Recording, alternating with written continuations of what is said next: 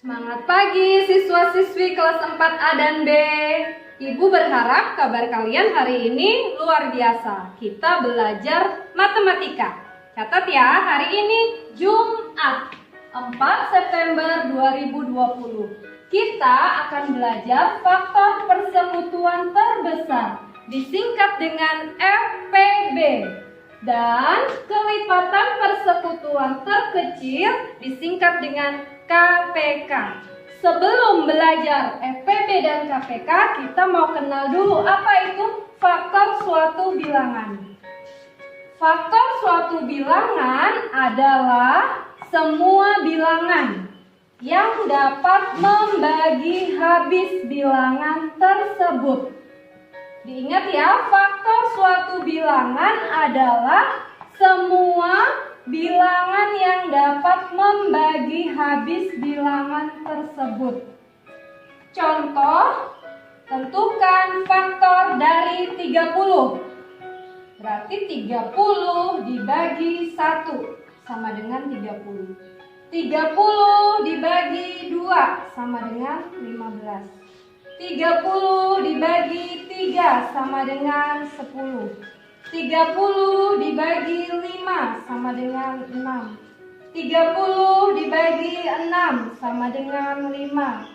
30 dibagi 10 sama dengan 3.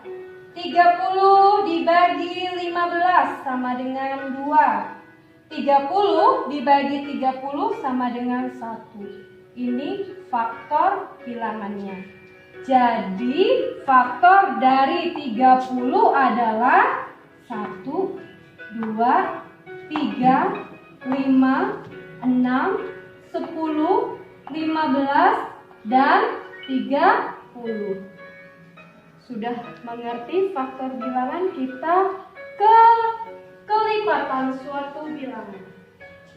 Kelipatan suatu bilangan adalah hasil perkalian antara bilangan yang bersangkutan dengan bilangan asli. Bilangan asli itu 1, 2, 3, dan seterusnya. Contoh, tentukan bilangan kelipatan 9. Berarti 1 dikali 9 sama dengan 9. 2 dikali 9 sama dengan 18. 3 dikali 9 sama dengan 27. 4 dikali 9 sama dengan 36. 5 dikali 9 sama dengan 45. Dan seterusnya. Jadi bilangan kelipatan 9 adalah 9, 18, 27, 36, dan 45.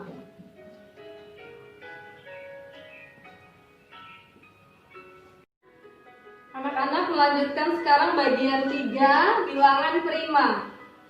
Bilangan prima adalah bilangan yang hanya memiliki 2 faktor, yaitu 1 dan bilangan itu sendiri. Contoh bilangan prima tadi memiliki 2 faktor, yaitu 1 dan bilangan itu sendiri. Contohnya angka 2, faktornya 1 dan 2. Angka 3, faktor bilangannya 1 dan 3. Angka 5, angka 7, 11, 13, 17, 19, 23, dan seterusnya. Yang keempat, faktor prima. Faktor prima adalah suatu bilangan dari faktor-faktor bilangan tersebut yang merupakan bilangan prima. Jadi ulangi ya, faktor prima itu suatu bilangan dari faktor-faktor bilangan tersebut yang merupakan bilangan prima. Contohnya, faktor dari 18 adalah, masih ingat kan tadi faktor bilangan yang nomor 1, materi nomor 1? 1 dikali 18, 18. Berarti 2 dikali 9, 18. 3 dikali 6, 18. 6 dikali 3, 18. 9 dikali 2, 18. 18 dikali 1, 18. Ini faktor bilangan. Mana faktor primanya? Faktor primanya ya bilangan primanya. Jadi faktor prima dari 18 adalah 2 dan 3. 2 dan 3 tadi ingat. 2, 3, 5, 7, 11, 13, 17, 19, 23 itu bilangan prima. Ya. Sekarang kita lanjut faktorisasi prima. Faktorisasi prima adalah penulisan bilangan dalam bentuk perkalian semua faktor primanya. Contoh, tentukan faktorisasi prima dari 18. Tadi kita tahu faktor primanya 2 dan 3. Maka kita buat pohon faktor. 18 dibagi 2, 9.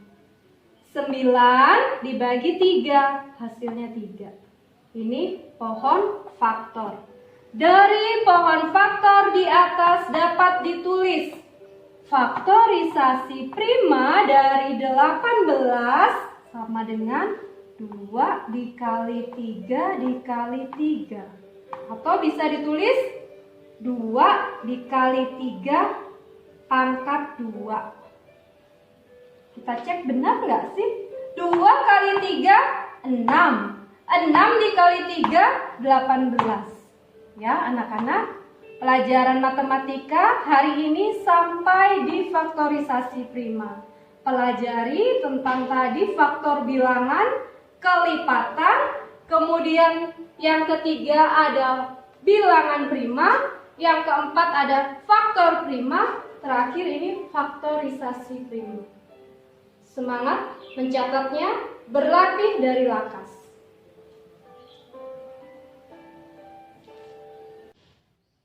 Anak-anak kelas 4A dan 4B, kalian tadi sudah belajar bersama Hailo, belajar matematika. Nah, sekarang kita lanjutkan pelajaran ketiga, PPKN.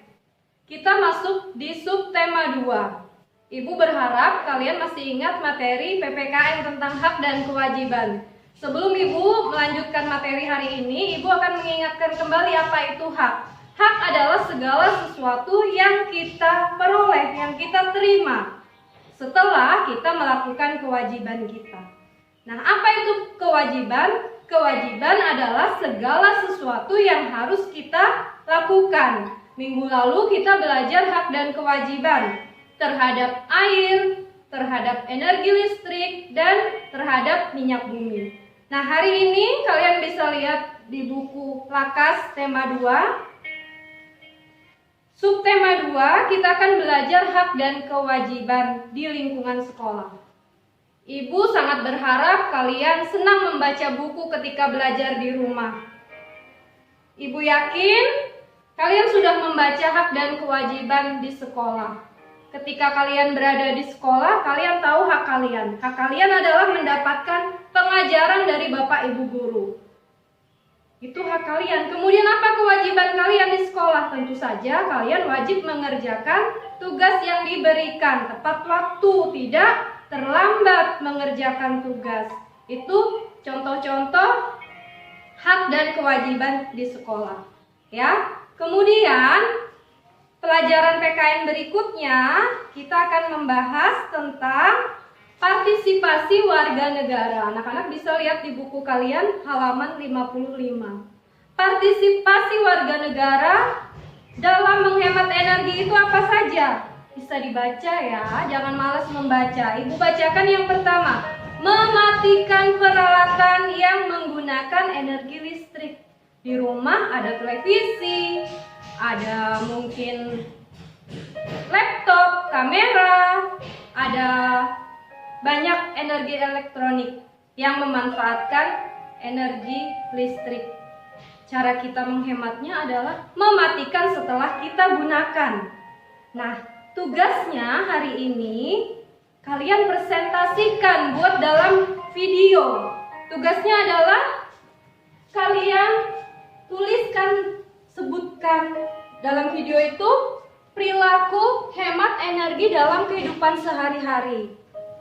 Ada 5 saja perilaku hemat energi dalam kehidupan sehari-hari. Tadi sudah dicontohkan ketika kalian menggunakan energi listrik, kalian harus mematikan benda-benda elektronik yang memanfaatkan energi listrik. Tulis dulu 5 di buku tulis kalian. Setelah selesai kalian tulis, bisa berlatih di depan kamera untuk buat videonya. Kita belajar presentasi, belajar berbicara, menyampaikan pengetahuan hari ini. Sampai di sini pelajaran PPKN. Tetap semangat belajar dari rumah.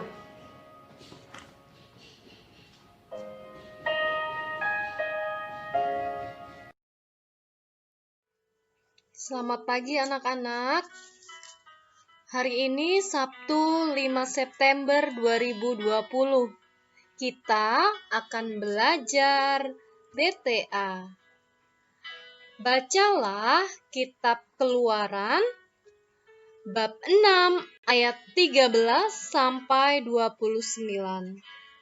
Jika sudah selesai membaca, kerjakan tugas BTA hari ini.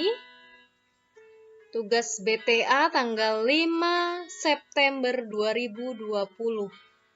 Yang pertama, berapakah umur Lewi? Yang kedua, siapakah nama anak-anak Kehat? Yang ketiga, siapakah nama istri Amram? Yang keempat, siapakah nama suami Yokebed? Yang kelima, siapakah nama orang tua Musa dan Harun? Tugas hari ini dikirimkan batas akhir pukul 19 WITA. Tetap semangat belajar dari rumah. Tuhan Yesus memberkati.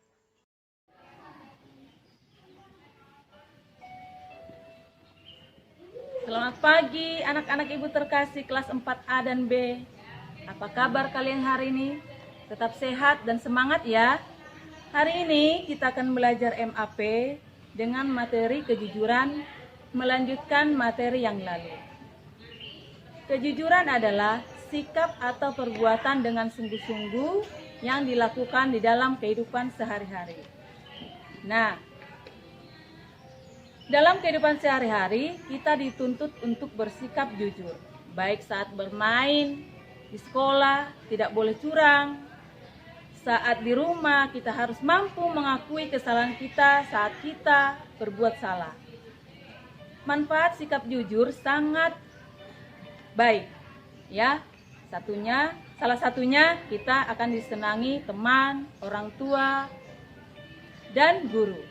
Nah, hari ini Ibu mau minta sama kalian tuliskan 5 manfaat sikap jujur di dalam kehidupan sehari-hari. Ya, baik itu yang sudah kalian lakukan atau yang mau kalian lakukan. Kemudian 5 akibat jika tidak bersikap jujur. Nanti anak-anak bisa tuliskan di buku MAP ya, dan difoto. Tetap semangat walaupun belajar dari rumah ya. Dan sampai jumpa.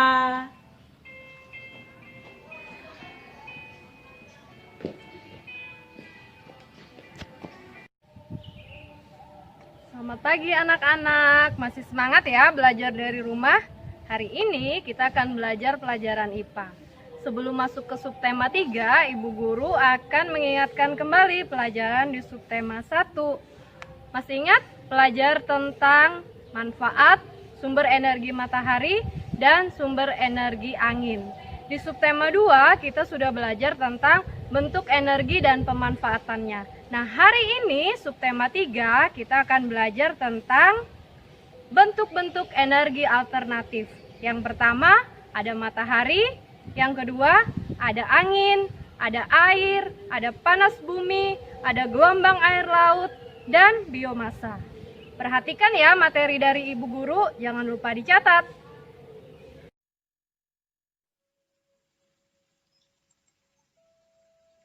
pelajaran IPA. Tema 2, selalu berhemat energi. Subtema 3, energi alternatif. Sumber energi alternatif. Sumber energi alternatif adalah sumber energi pengganti bahan bakar fosil. Bahan bakar fosil seperti minyak bumi, batu bara, dan gas alam. Ketiganya berasal dari makhluk hidup yang mati dan terkubur jutaan tahun yang lalu. Sumber energi alternatif yang dikembangkan saat ini memanfaatkan sumber energi yang tersedia di alam dan tidak akan habis.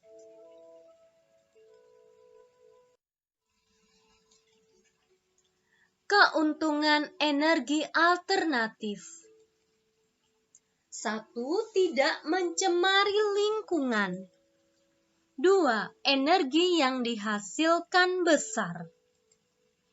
3. Selalu tersedia di alam, kapanpun kita perlukan.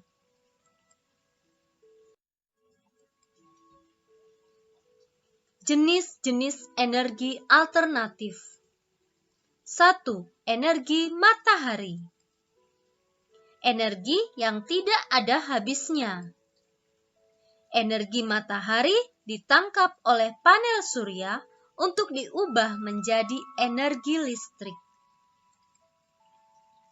Panel surya tersebut biasa dipasang di atap rumah atau di lampu penerangan jalan.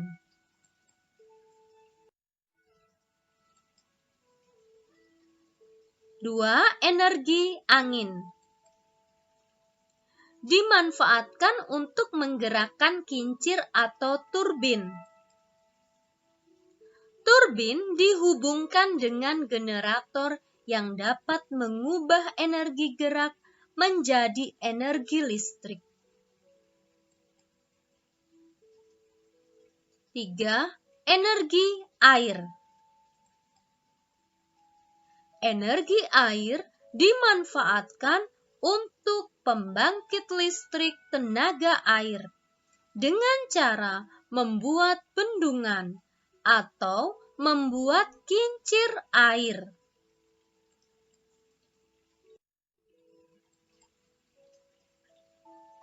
4. Energi panas bumi. Energi panas bumi disebut juga energi geotermal.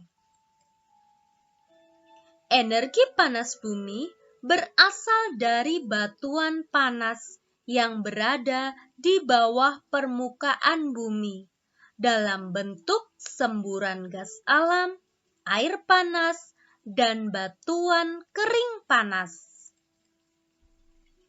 Uap panas bumi digunakan untuk memutar turbin. Turbin kemudian memutar generator untuk menghasilkan listrik.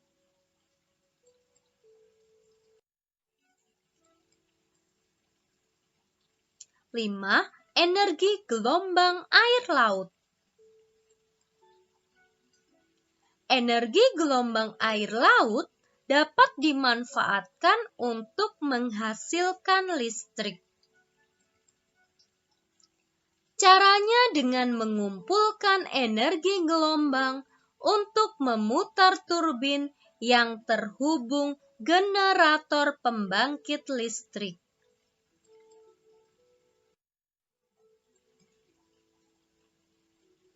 Yang keenam, energi biomasa. Energi biomasa merupakan energi yang dihasilkan dari bahan organik. Sumber energi biomasa yang berasal dari kotoran hewan adalah biogas. Biogas ini dimanfaatkan untuk mengganti bahan bakar gas. Sumber energi biomasa yang berasal dari tanaman seperti ubi, singkong, jagung, dan tebu akan menjadi bioetanol.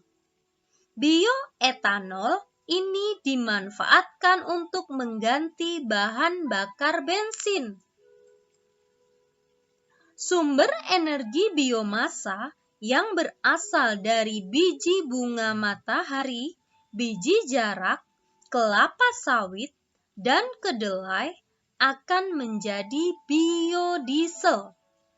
Biodiesel ini dimanfaatkan untuk mengganti bahan bakar solar. Sekian materi IPA hari ini. Tetap semangat belajar dari rumah. Terima kasih.